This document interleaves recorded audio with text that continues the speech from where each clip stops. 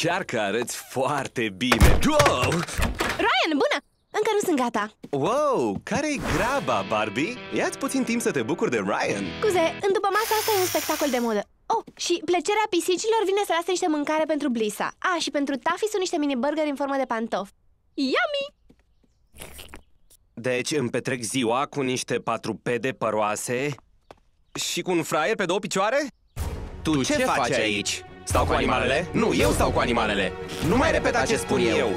Liniștiți-vă, băieți! O să vedeți că e o treabă pentru doi bărbați.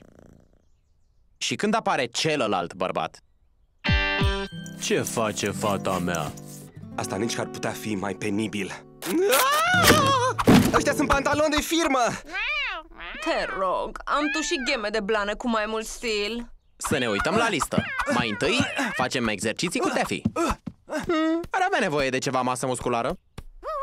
Nu toată lumea trebuie să aibă un abdomen plat, Ken. Fă-ți de cap. Eu lucrez la un cântec pentru Barbie. Oh, Barbie, so beautiful. Și atacantul pasează mijlocașului, care trimite înapoi. Ia uite ce pasă! Ia uite ce... Haide! Bună, băieți! Vroiam doar să verific cum merge cu animăluțele. Merge grozav!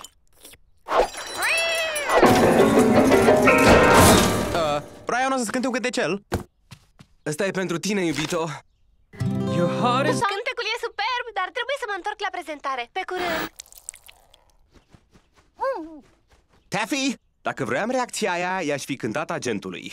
Blissa, aia e șarfa preferată a lui Barbie. Hei, wow, aia nu e jucărie. Lasă chitara! Apucă-i șarfa! Eu oprim pe Tony. Treci înapoi aici! Pleacă de pe mine! Bună, băieți! Am terminat aici. Ne vedem imediat! Nu! Adică, ura! Ne vedem curând, Barbie! Trebuie să curățăm, țăm!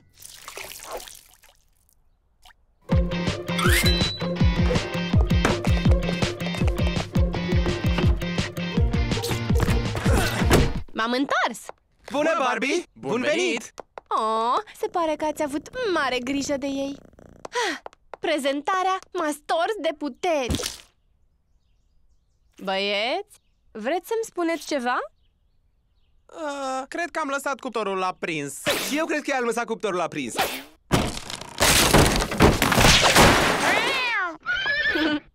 Aveți dreptate, fetelor. Data viitoare aveți voi grijă de ei.